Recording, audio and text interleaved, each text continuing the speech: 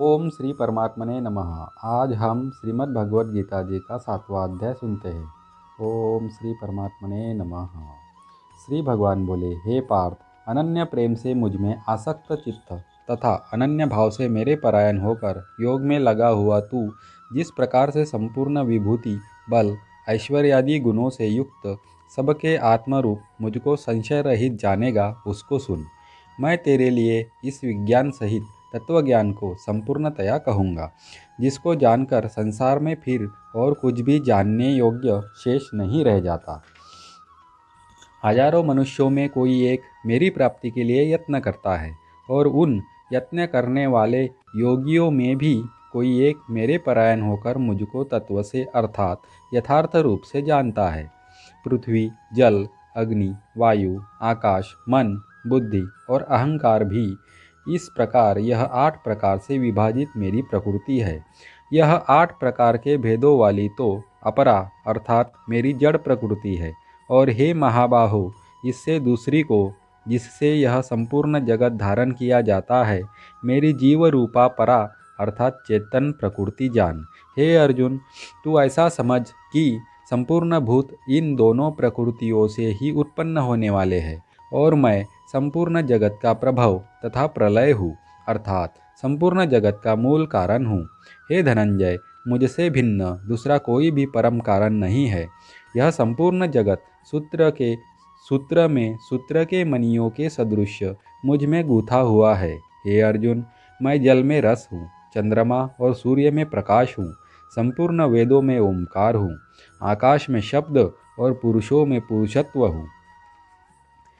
मैं पृथ्वी में पवित्र गंध और अग्नि में तेज हूँ, तथा संपूर्ण भूतों में उनका जीवन हूँ, और तपस्वियों में तप हूँ। हे अर्जुन, तू संपूर्ण भूतों का सनातन बीज मुझको ही जान। मैं बुद्धिमानों की बुद्धि और तेजस्वियों का तेज हूँ। हे भरत श्रेष्ठ, मैं बलवानों का आसक्ति और कामनाओं से रहित बल अर्थात सामर्थ्य हूँ, और सब भूतों में धर्म के अनुकूल अर्थात शास्त्र के अनुकूल काम हूँ।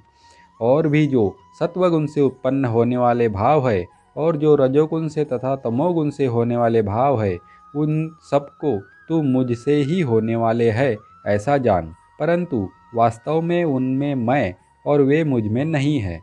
गुणों के कार्य रूप सात्विक, राजस और तामस, इन तीनों प्रकार के भावों से यह सारा संसार प्राणी समुदाय मोहित हो रहा है।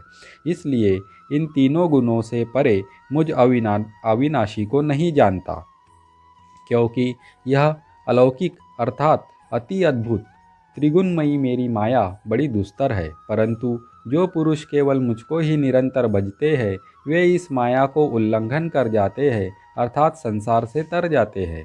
माया के द्वारा जिनका ज्ञान हरा जा चुका है, ऐसे आसुर स्वभाव को धारण किए हुए मनुष्यों में नीच दूषित कर्म करने वाले मूढ़ लोग मुझको नहीं भजते। हे भरतवंशियों में श्रेष्ठ अर्जुन, उत्तम कर्म करने वाले अर्थार्थी, आर्त, जिज्ञासु और ज्ञानी, ऐसे 4 प्रकार के भक्तजन मुझको भजते हैं। उनमें नित्य मुझ में एक ही भाव से स्थित अनन्य प्रेम भक्ति वाला ज्ञानी भक्त अति उत्तम है, क्योंकि मुझको तत्व से जानने वाले ज्ञानी को मैं अत्यंत प्रिय हूँ, और वह ज्ञानी मुझे अत्यंत प्रिय है। ये सभी उदार है, परंतु ज्ञानी तो साक्षात मेरा स्वरूप ही है, ऐसा मेरा मत है। क्योंकि वह मदगत मन बुद्धि वाला ज्ञानी भक्त अति उत्तम गति स्वरूप मुझ में ही अच्छी प्रकार स्थित है। बहुत जन्मों के अंत के जन्म में तत्व ज्ञान को प्राप्त पुरुष सब कुछ वासुदेव ही है, इस प्रकार मुझको बचता है, वह महात्मा अत्यंत दुर्लभ है। उन भोगों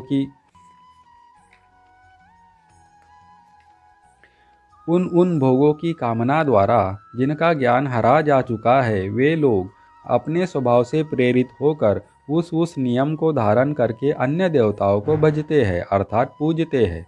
जो सकाम भक्त जिस जिस देवता के स्वरूप को श्रद्धा से पूजना चाहता है, उस भक्त की श्रद्धा को मैं उसी देवता के प्रति स्थिर करता हूँ।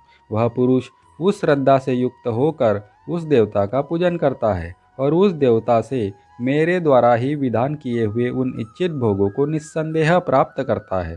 परंतु उन अल्प बुद्धि वालों का वह फल नाशवान है, तथा वे देवताओं को पूजने वाले देवताओं को प्राप्त होते हैं।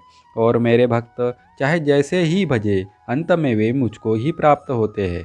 बुद्धिमान पुरुष मेरे अनुत्तम अविनाशी परम भाव को न जानते हुए मन इंद्रियों से परे मुझ सच्चिदानंद घन परमात्मा को मनुष्य की भांति जन्मकर व्यक्ति भाव को प्राप्त हुआ मानते हैं।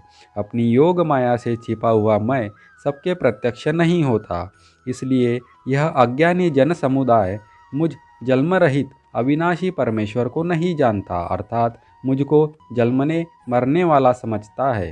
हे अर्जुन, पूर्व में व्यतीत हुए और वर्तमान में स्थित तथा आगे होने वाले सब भूतों को मैं जानता हूँ, परंतु मुझको कोई भी श्रद्धा भक्ति रहित पुरुष नहीं जानता।